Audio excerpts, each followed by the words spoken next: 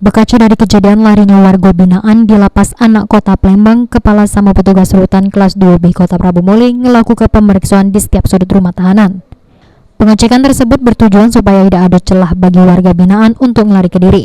Para petugas rutan meriksa ventilasi kamar masing-masing WBP baik dari luar kamar maupun jero kamar yang terbuat dari terali besi secara detail.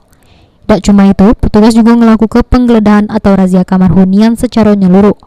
Selama 24 jam, petugas melakukan penjagaan di pos-pos jago untuk meningkat kewaspadaan. Pihaknya mengamati sama mengontrol aktivitas para warga binaan yang dinilai rawan melalui CCTV.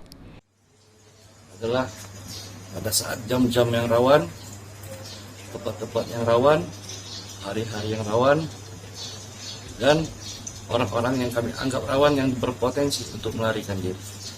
Seperti pos sekarang kita sudah tetap kita aktifkan di setiap sudut kantor, tempat pos yang sudah diisi oleh petugas, dan juga pengamatan melalui CCTV serta bantuan pengamanan dari staf dalam rangka meminimalisir terjadinya pelarian tersebut.